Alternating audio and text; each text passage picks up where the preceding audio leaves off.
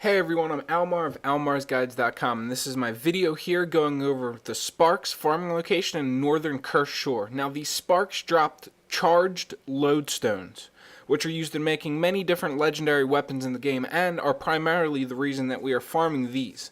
Now these Sparks are not always here. They're actually only here when your server has control of the Cathedral of Zephyrs in Malkor's Leap. That's one of the cathedrals in the western portion of Malkor's Leap and is rarely controlled, which is why the Sparks are rarely here. If you've been up here before, you've most commonly seen Risen up here. However, when you have this cathedral, there will be Sparks up here, and also that really annoying debuff that won't let you heal in the fart cloud that's like floating around will not be here. So that's another plus of owning that cathedral. Now, there's about 8 different spawn locations for the Sparks up here. There's not that many that spawn, like I said, there's pretty much only 8 that spawn up here, and from what I have seen, they have about a minute respawn timer. Now the reason the respawn time is worth mentioning, not only to help you out and figure out how many of them you'll be able to kill without having to wait around, but it's also worth mentioning because a lot of this video I'm standing around, or rather I cut out the parts that I was standing around. That way you didn't have to sit through and watch, just me standing there really doing nothing at all. Also, if you wanted to do something while these Sparks are respawning, you can also kill the Risen in the general area. Now these Risen don't drop valuable items much like the charged Lodestones from the Sparks. However, they do drop heavy moldy bags, which can contain a bunch of different fine crafting materials, which, of course, you will be able to sell for, extra money. Or you can use them for yourself. That's completely up to you. Also, if you just got to this location, you'll be able to kill the Risen mobs in the general area for stacks to your superior sigil of luck, which you should probably have if you farm a lot. And that actually gives me a perfect segue to transition into me telling you to stack a lot of magic find whenever you choose a farming location.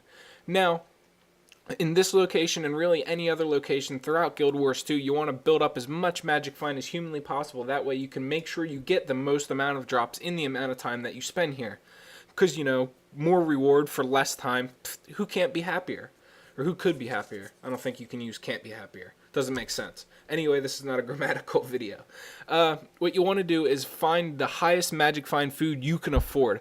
Usually I recommend Omnom Berry bars, which are 30% magic find, 40% gold find, or you can get Cup of Lotus fries, which is a little bit cheaper, same amount of magic find though, 30%. Now, or if you don't want to spend as much money for the Omnom Berry bars and you still don't want to spend as much money for the Cup of Lotus fries, for some reason I was going to call them Cup of Lodestones. Now, if you don't want to spend that much money, you can also get peach tarts or peach pear tarts. I'm pretty sure they're called something like that. Hold on, let me check my inventory. Peach tarts, there you go. They're 26% magic find and plus 60 power. Now, these have 4% less magic find, but that 4% difference is very, very, very small. So it's not going to really matter that much with the with the 4% difference. I mean, I'm sure some people out there would beg to differ, but I mean, come on now, really. And even if I look at it like this, say you buy an Omnom Berry bar, correct? And they're about 2 silver, 80 copper, something like that at the very, very high end.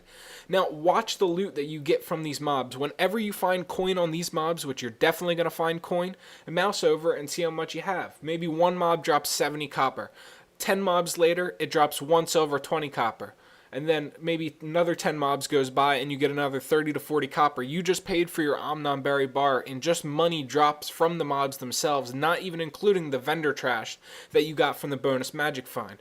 You got to think about it in the big picture, not the 2 silver that you spent to buy it, but rather what you made while using it.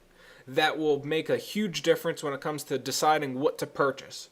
Now, as for loot in this farming location, you want to, well, obviously the main thing we're farming here for is charged Lodestones, which they have about, I'd say maybe a 0.10% chance to drop, which means you'd most likely get 1 in 1,000 kills if you are extremely unlucky, or more likely you'll get 1 an hour, which is generally what I've averaged from farming in here, and also the spark location at the down south at the gates of Ara, and also the sparks that spawn in Malcor's Leap by the Temple of Zephyrs themselves. I didn't mention them in the other video, but I will mention them in this one. Also, you can get the opal shards and opal crystals that drop from these sparks as well. Opal crystals sell for 1 silver, 10 copper, and don't really sell that well in the auction house, primarily because when you go to list them on the auction house, you'll actually lose money from selling them there because of the deposit and because of how much the auction house takes out. Same for opal shards, so you'll want to just vendor these if you don't want them, or deposit them into your collectibles tab by right-clicking on them. That's a nice way to save them for later use for yourself or for anything else. Now you're also going to be getting a bunch of other stuff here, such as white items, gray items, green items, and blue items, as well as an occasional rare that you will find.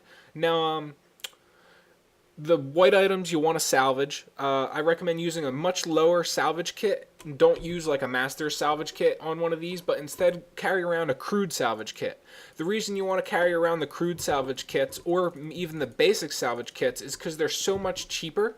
You don't have to worry about paying 15 silver for 25 uses. Instead, you're only paying like, what is it, 88 silver for the 25 uses for the basic. So what this does is it increases the well, you're not going to get any rare items, and even if you do get any of the rare items from the salvaging the actual items themselves, you get like, I'm pretty sure the rare from salvaging like a wooden thing would be an elder wood or ancient wood plank and stuff like that. The ori chalcum and ancient wood salvage materials are not actually counted as the rare salvage from them. You'll start to learn this as you use the lower quality salvage kits that pretty much never give you a rare from a salvage, that those aren't included in the rare salvage for the white items. So you can use the lowest possible salvage kit ever and still get ori chalcum from salvaging a higher level material. Now, not only that, now, it's really important to remember, do not salvage the leather gear that you get from here. They're called the rawhide leather. Anything with rawhide leather.